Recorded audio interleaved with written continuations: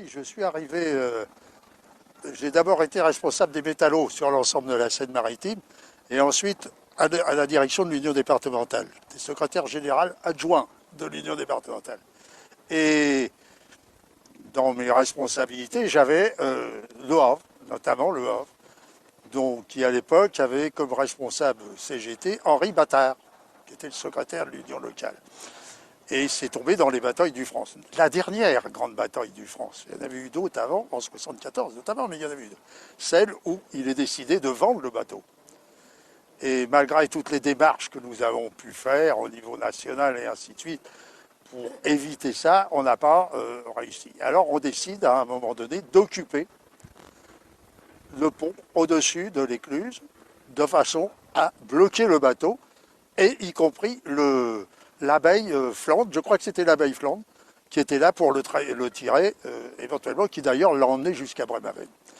Et donc, nous avons tenu le temps qu'on pouvait, avec un 15 août, il y avait le 15 août, il y a eu un grand rassemblement de la région parisienne qui est venu, il y avait des métallos qui venaient de Longwy d'ailleurs, et ainsi de suite, qui a fait que ça a été un mouvement important.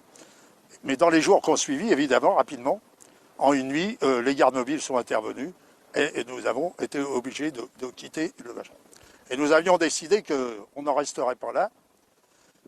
Et la direction de la CGT, notamment Georges Sigui, propose, quelques jours après, qu'on aille demander quelques comptes au syndicat de la navale allemand. Et on nous a donc parti avec un des membres du bureau confédéral et un interprète à Bremerhaven en voiture, avec un objectif, c'est d'arriver avant le bateau. Et le bateau était en mer, il était tiré. Quand nous sommes arrivés, le bateau rentrait seulement dans le port. C'est-à-dire qu'on avait, je vous dis tout de suite, on ne s'est pas trop préoccupé de l'excès de vitesse. Et sur place, on a demandé à être reçu par les syndicats, par la direction syndicale allemande, et il y a eu refus. Alors, comme on n'est pas des gens à s'arrêter quand on nous refuse quelque chose, on a décidé de rentrer en force dans le bureau du président des syndicats. Et là, il a bien fallu qu'il nous explique ce qu'il voulait, ce qu'il ne voulait pas.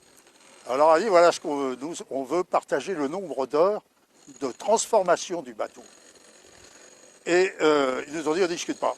On est parti, mais on veut quand même, on a exigé quand même de voir ce qui est l'équivalent de nos comités entreprises, c'est-à-dire où sont représentés le syndicat, et ainsi, c'est leur comité de cogestion, et ainsi de suite.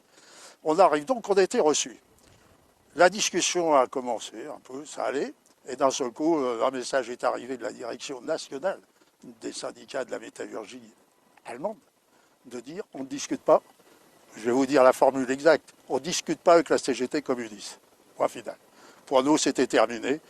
On a donc fait une conférence de presse en utilisant la présence de la presse internationale, une fois de plus, qui était là pour la conférence de presse des Norvégiens, puisque c'est les Norvégiens qui achetaient le bateau.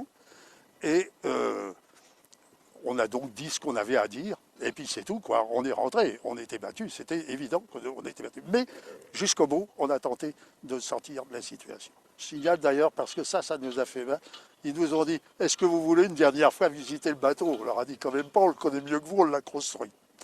Mais après, on lui dit, de toute façon, on ne monte pas dans un bateau qu'on nous a quasiment volé, et sur lequel flotte le drapeau norvégien et le drapeau allemand. Voilà. C'était ça, c'était la fin de la bataille. Mais quand on est rentré, on s'est dit, on ne peut pas s'arrêter là. Et dans les discussions, notamment avec Georges Sigui, on a dit, le mieux, c'est peut-être d'aller voir un peu ce qui se passe dans les casinos, où ils sont en train royalement de bien vivre, avec de l'argent qui aurait pu être utile pour transformer ce bateau, ou même fabriquer peut-être un autre bateau. On a donc décidé d'appeler toutes les corpos possibles, c'était en plein Mandou, c'est pas toujours facile, à se rendre à Deauville. Et à Deauville, on a occupé le casino. Pendant un temps, pour faire savoir notre colère,